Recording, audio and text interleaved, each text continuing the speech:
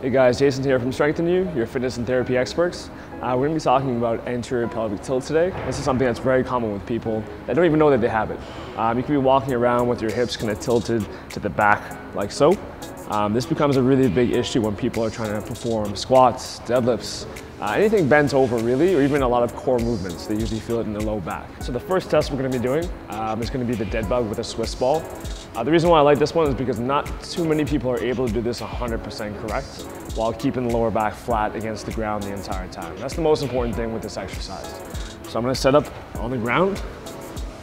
My knees ideally are going to be over my hips. My hands are going to be just like so. I'm going to actively force my lower back into the ground. I'm going to raise one arm and the opposite leg, keeping that low back flat. The whole time, no one should be able to get their hands underneath here. But what happens is a lot of the time, as soon as you start giving some movement, that arch begins to open up. And after that, it's pretty much game over. Your lower back's being overused, your core is really not activated. It's just kind of in a bad position. All right, so if you guys tested positive for that test, i.e. you can't keep your lower back flat while moving your arms and your leg at the same time, you might have a case of a little bit of anterior pelvic tilt.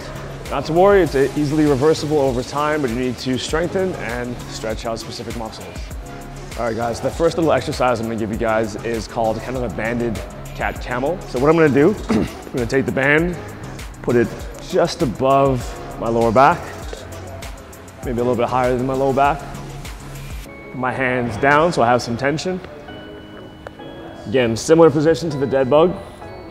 All I'm gonna do is try to arch my lower back. This is anterior pelvic tilt. I'm gonna try and squeeze and tilt it posteriorly. Arch that, and then tilt that posteriorly, and squeeze my stomach as hard as I can. So the second exercise to kind of correct this anterior pelvic tilt over time is gonna be a single leg glute bridge. I'm performing this with a lot of tempo. A lot of people kind of throw a lot of heavy weights on, and they're not really feeling their glutes activate. You really wanna slow down the movement and squeeze every little bit of it. And also it being single leg is really gonna add a little bit of a challenge to it. But again, if you guys are more advanced, feel free to throw some weight on, but actually feel the muscle working, okay? So the bench is gonna be at my upper mid back. Chin is gonna be tucked, heel underneath the knee. Keep this one upright. I'm gonna drop nice and slow and come up nice and slow as well. Drop nice and slow, come right up.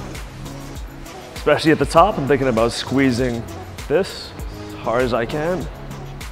So try to hit that 3 to 4 sets, 10 to 12 reps. All right guys, so following the strengthening portion of the video, you guys should always have a good stretch for your hip flexors and the front of your body in part of your whole routine. So this is a good one you could do even every day. It's called the couch stretch. I think I've showed this before, but it's one of my favorite ones. You can do this again on the top of the bench, couch at home.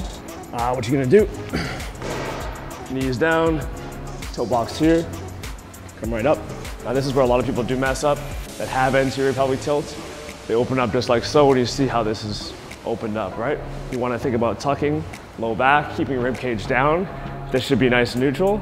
You're gonna hold this position, keeping that glute activated, okay? If you guys want more of a stretch, this hand can go up and you can tilt laterally to the opposite side. All right guys, so hopefully those tips were a bit helpful as you kind of identify maybe the source of your lower back pain. Again, if you guys do need any other help, don't be afraid to contact us. Guys, I'm Jason from Strengthnu. Remember, you're only one strategy away from crushing your next fitness goal.